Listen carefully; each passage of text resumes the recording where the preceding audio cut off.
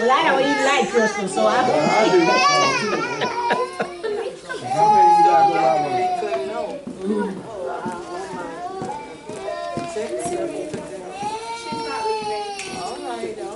Good afternoon, ladies and gentlemen. Good afternoon. Welcome to Jackson High School's Black History Month Cultural Celebration.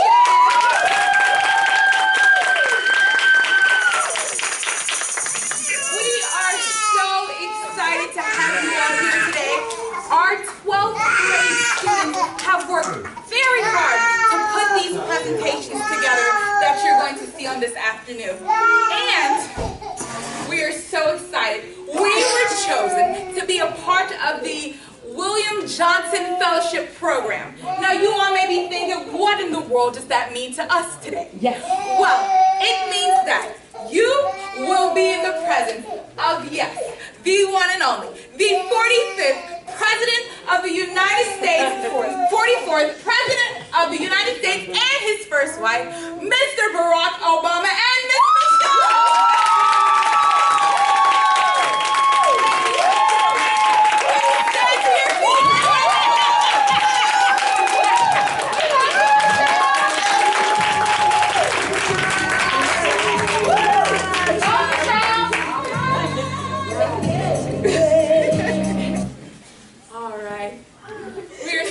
To have them here today. So excited for them to be a part of our presentation. I hope that you guys will enjoy what these seniors have worked so very hard to put together. First up, we will have Mr. Jeremy Worthy and Miss Leah Winslow. Let's put our hands together.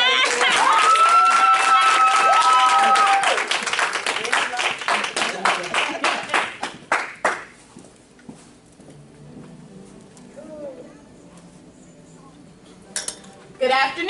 Good afternoon. Thank you all for coming and joining us today, ladies and gentlemen. I would like to introduce our first guest to you. He was born in Joplin, Missouri on February 1st, 1902. His parents, Carrie and James, separated soon after his birth, leaving him to be raised primarily by his mother and grandmother, Mary. He graduated from high school in Cleveland, Ohio in 1920. After high school, his poetry and writings began to appear in the Brownies book, a publication for children edited by W.E.B. Du Bois.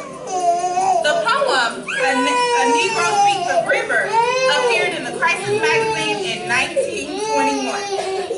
As he continued in his career, he received numerous scholarships, awards, and honorary degrees, including the Annisfield Book Award for a book on improving race relations.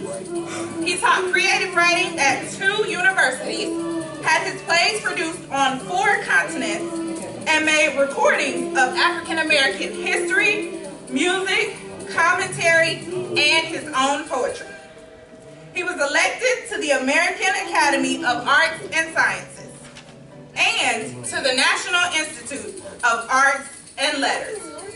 His work includes The Negro Speaks of Rivers, Mule Bone, Harlem, Dream Variation, The Weary Blues, Fine Clothes to the Jew, Not Without Laughter, and The Big C. It is truly my pleasure and honor to introduce to you, for the first time in a very long time, start clapping your hands right now for the one and only Mr. Langston Hughes.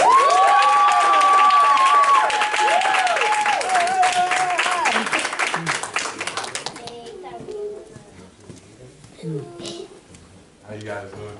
All right. I need a microphone. My voice is this will work. Yeah, that works. Hi, Michelle and Barack. You guys are my inspiration. This ain't gonna work. This ain't gonna work either. So I'm gonna go with my voice. I'm sorry, it's a little low. No, actually, that's all right. I'm gonna go with my voice. All right. Okay. So I'm Langston Hughes, everybody. You know, and I'm gonna say a poem mother to son, but I'm a man, so it's going to be man to son. Oh, Father to son. okay. All right, there we go.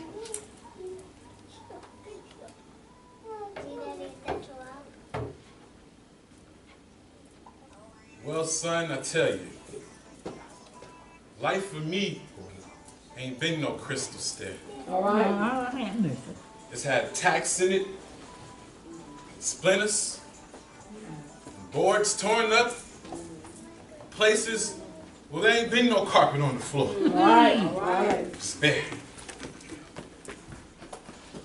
But all this time I still been a going. I've been a climbing and turning corners and reaching landings and sometimes going into the dark where there ain't been no light. So don't you stop. Don't you sit down on them steps because you find it kinds of hard. Come on, have mercy. Don't you turn back now. Because I still a climbing. Yeah. I still a going. Life for me ain't been no crystal stair. All right, that was Langston Hughes there.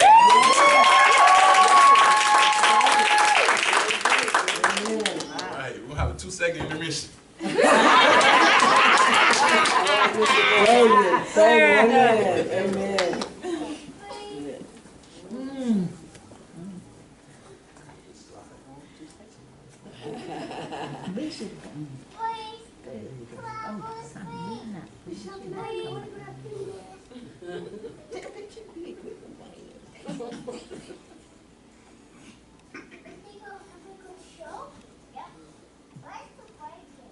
Maya.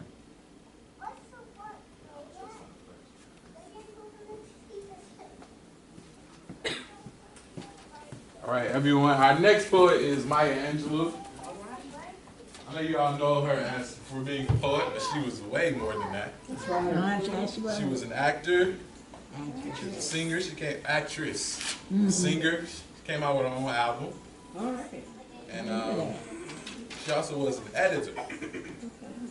And back in the day, we have poets now, you know, but back in the days, our poets meant so much more. That's why me and Leah Winslow, that's why we chose poets, just to bring light to how important they were to our society. They were always activists, and they always had substance to what they were saying. You know, a lot of our rappers now, you can consider them our poets now. They're rappers in our day and age. But a lot of them don't have any substance to the words that they're saying, and they live for me in mind, you know. Whereas back in the day, it was more so, whatever I do, whatever I say is a depiction of those that's coming after me. And so we chose these two poets. They were also activists in the community. And I'm just going to give a little bio of Maya Angelou, and also got a video. And it's just like an animation of her life. And it's depicting her book, I Know Why the Caged Bird Sings, which was the first African American best-selling author book ever. So she was the first one that be a best-selling author as an African American, and it was that book, I Know Why the Caged Bird Sings, which is a biography of hers that she wrote. And everything I'm talking about, you're going to kind of see in the video. It's really short. And like I said, it's just an animation, but you'll see how it's set up. It just explains like how her biography and why she wrote the book, as far as the title of I Know Why the Caged Bird Sings. So at age 7, well, she was born April 4th, 1928 in St. Louis, Missouri. At age 7, she was molested by her mother's boyfriend. A few days later, after that, she never told anybody. She only told her brother. And a few days later, after she told her brother, the man turned up dead. She said she felt like it was her fault. So she said she didn't speak for 5 years. She could talk, but she just wouldn't speak for 5 years because she was so in fear that because she told her brother, the guy just ended up dead like that.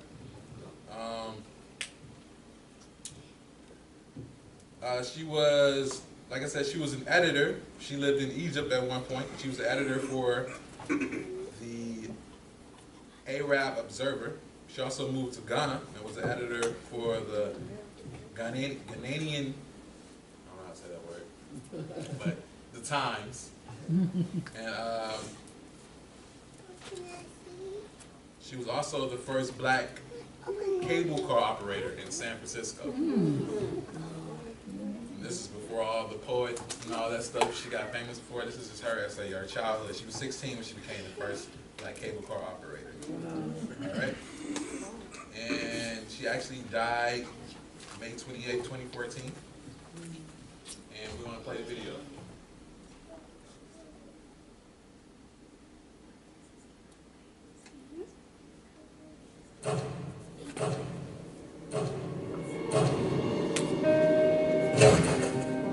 It's gonna have her quotes in there too.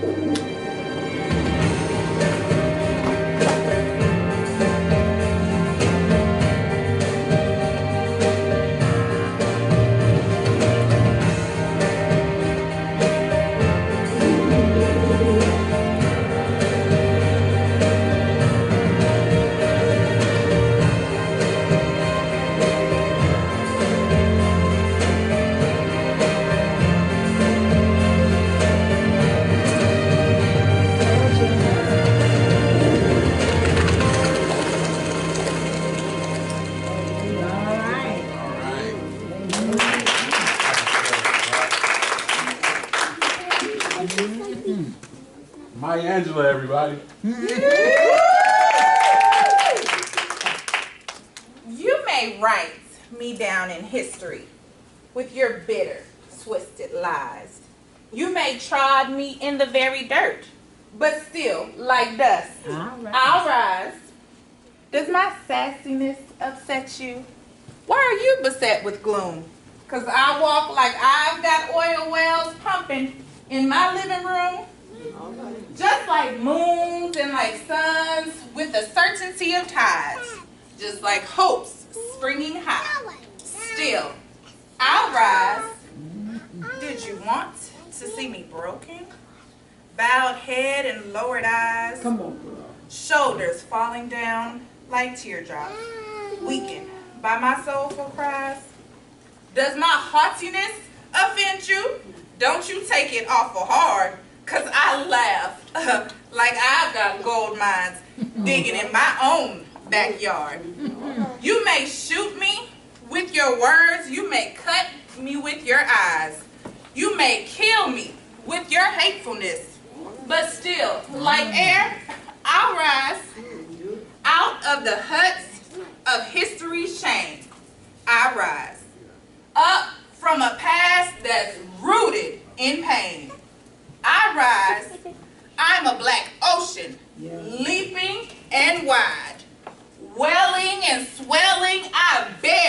in the tide, leaving behind nights of terror and fear.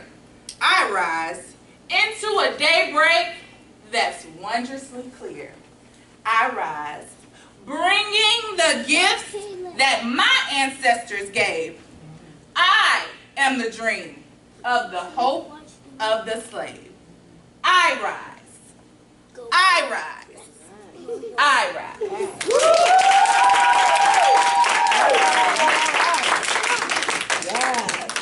Let's give it up for Miss Winslow and Mr. Word.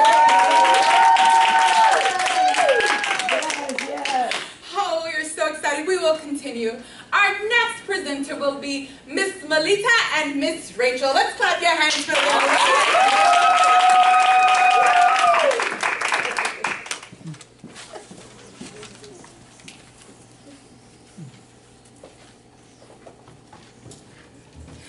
Okay, I'm doing Gwendolyn Brooks, one of the 14 people who broke barriers to make Black history.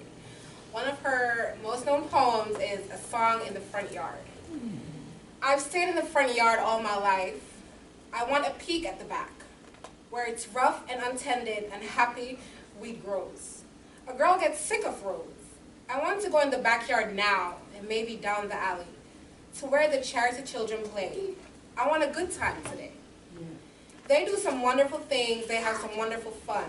My mother sneers, but I say it's fine. How they don't have to go in at 8:45.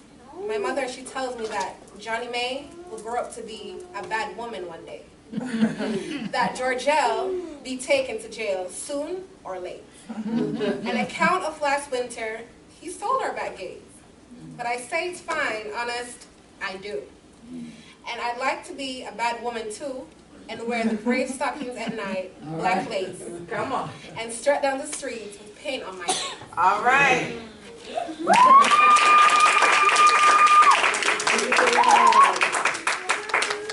So that was by Gwendolyn Brooks. Hi, Michelle. Hi, Barack. I'm a little nervous here. Gwendolyn Brooks, she was born in Topeka, Kansas.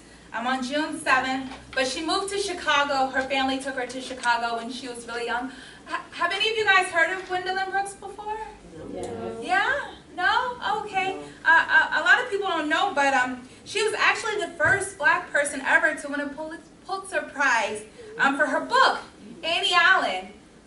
It's a collection of poems. She's written a lot of poetry. That's what she's famous for, writing poetry. And so she died in 2000, but she lived to be 83 years old, so I think she lived a pretty good life. She wrote a lot of books, and she won the prize, and Annie Allen was her most famous collection of books that she wrote the poem for. She moved to Chicago when she was really young, but she liked living there because she felt like it was a great place for her to start, to defend the Black people and to really help make a strong movement and culture and just really write about a lot of the things that we were struggling with as a culture and to be able to get our voice out on pen and paper. And so she used a lot of things that she saw in everyday life to write it in her poetry. And a lot of people were influenced by her writings and what she wrote down and what she said. She said that she felt like she had to write. Even if I had never been published, I knew that I would go on writing, enjoying it and experiencing the challenge. While she was writing, she worked as a secretary to support herself, and that helped develop her poetry skills as well. She went to different workshops and organizations to learn and to do better. She was always trying to better herself, and then she poured back into the community. Ladies and gentlemen, that was Gwendolyn Brooks. Thank you.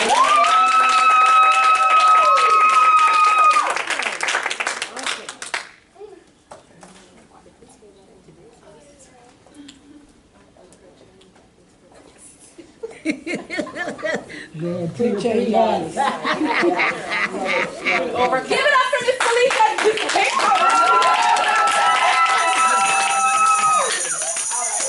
Our last presenters for our senior class today are Miss Erica and Miss Janelle. Let's clap on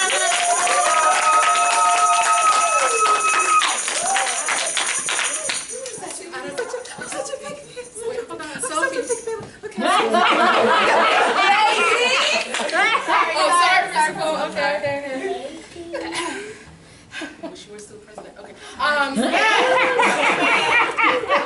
Black History Month honors the contributions of African Americans to U.S. history. Did you know that Madam C.J. Walker was America's first woman to become a self-made millionaire? Oh, yeah. Use that money right now. All right. Or that George Washington Carver was able to derive nearly 300 products from the peanut. Get the story of the creation of the NAACP, famous first in African American history, and other Black history facts. So this is a pop quiz / fun facts. Okay, it's all right if you don't get it right. Yeah. Jesus. Okay. All right. Does anybody know what NAACP stands for? Anybody? National Advancement of Colored People. Wow, you guys are so bright. No wonder why we're on top of the school list, right? Our fellowship. All right. So, yes, a group of African American leaders joined together to form a new permanent civil rights organization, the National Association for the Advancement of Colored People. February 12, 1909 was chosen because it was the centennial anniversary of the birth of Abraham Lincoln. All right, you guys, this was the first Muhammad Ali. Felt like a butterfly, sting like a bee. He was the first African male to hold the world heavyweight champion boxing in title 1908. He held onto the belt until 1950. Does anybody know who that is? Who is that person? He's the first Heavyweight champ. Oh, first heavyweight champ in 1908. That wasn't Joe Louis, was it? Okay, I'll give you the last name. It's Johnson. Johnson. The first name begins with a J. J. Johnson. Jay Johnson. No. It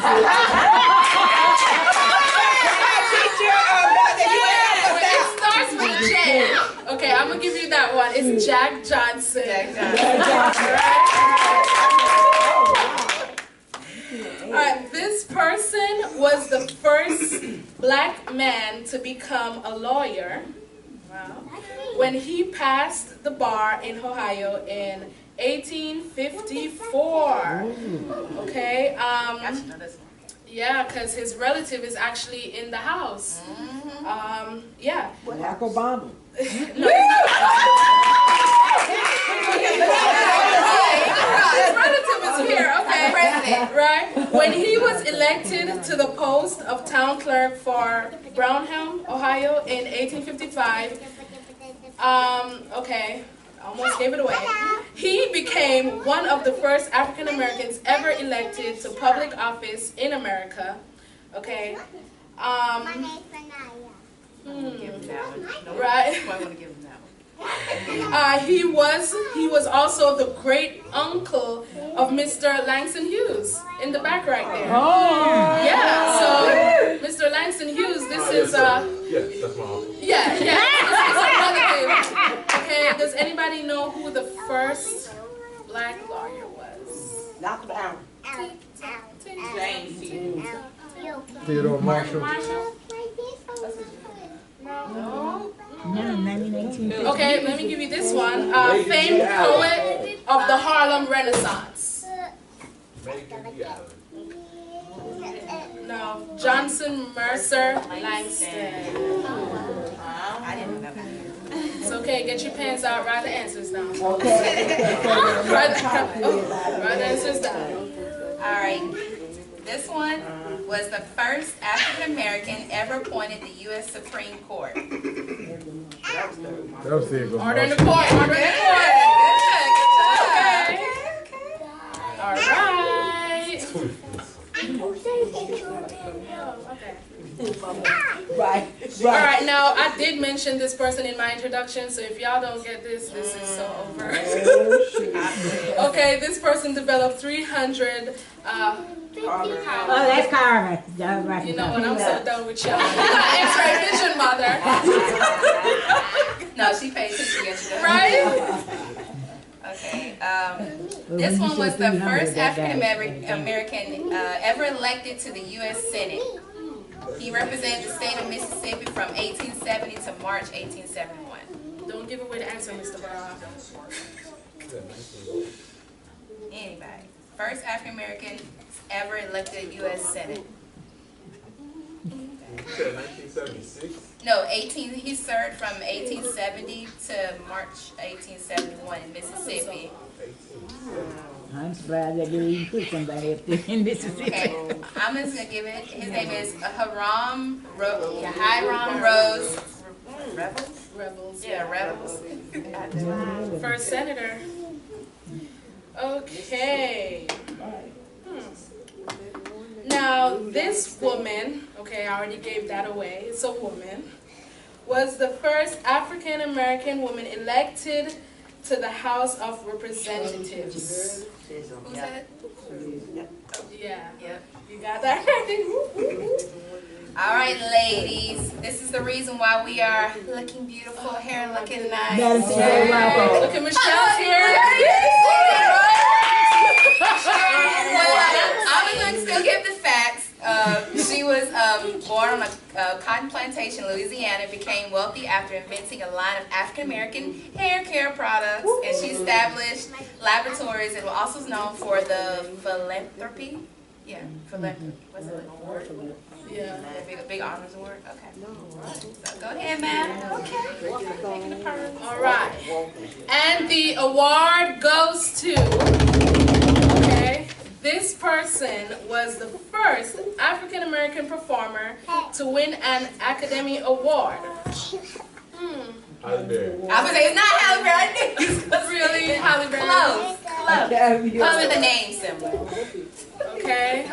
The hell you got? Last name is Matt Daniel. Yep. There you go. All right. Okay, this one was a doctor.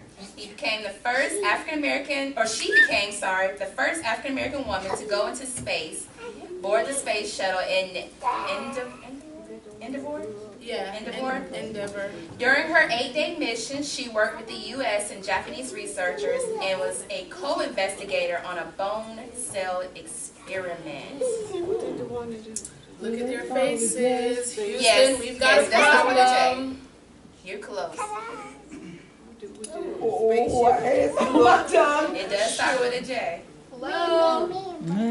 Oh, a black woman? I'm done. Pop quiz over. Yes, it is a black It is start with a J. I'll give her the first. Okay. What's the last name? Yeah. Jemison. Yes. All right. All right. May Jemison. All right. Okay. In light of our guest, Last one. okay, in 2009, do not say the answer, who this person is, became the first African American president.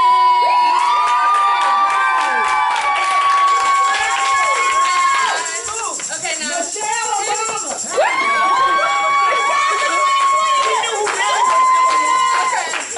All right, because I know y'all already know the answer to this. Okay, what color was the house? White.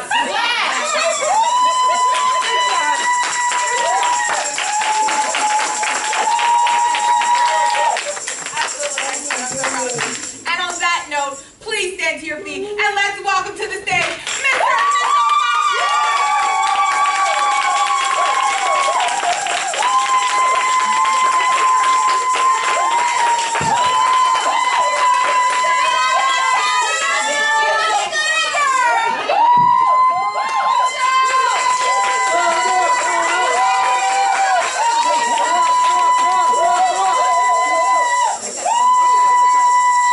Okay, let's hear them. Speak. I want music, I want music.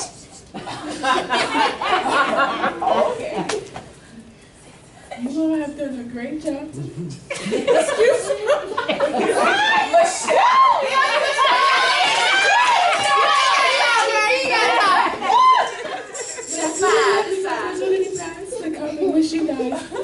Congratulations on winning the fellowship award. Thank you.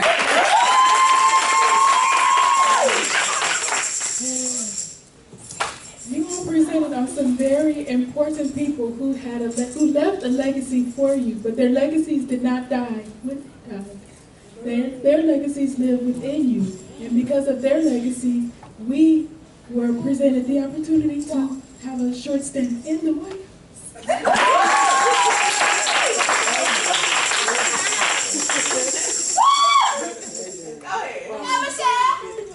I'm going to let my husband read the 10 points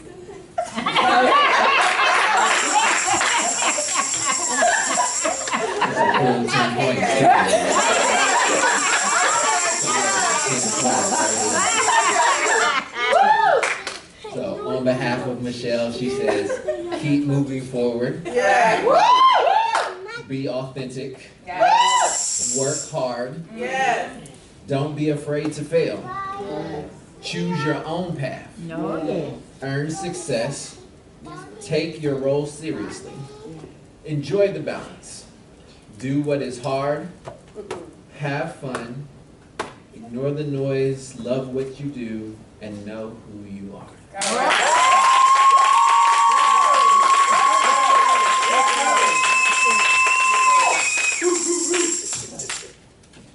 Every single person who you all presented on today were my inspiration and heroes.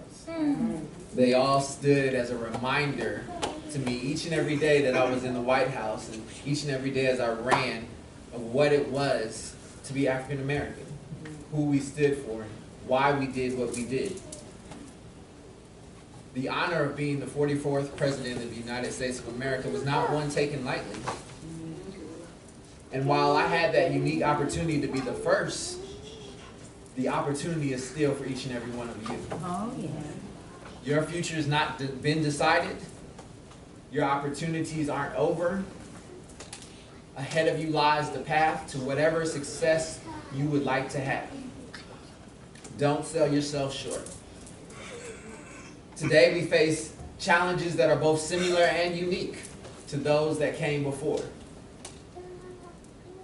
The way they overcame is the same way we shall overcome, together. By not giving up, by not quitting, by not forgetting that greatness is inside of each and every one of us. We don't have to make America great again. America's never ceased being great.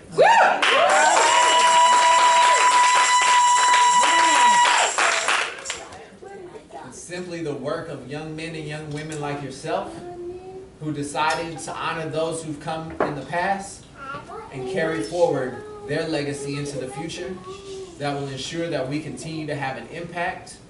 Congratulations on winning the fellowship.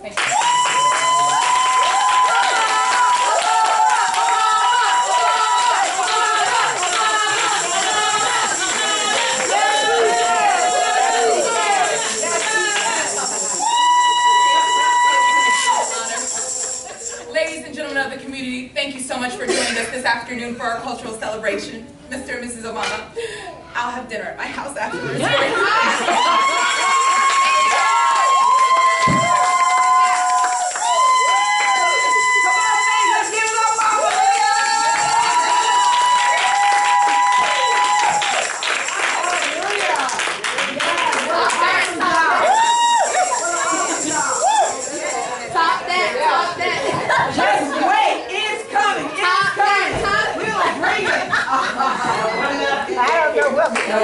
The battle is on. I'm scared. I'm scared right now.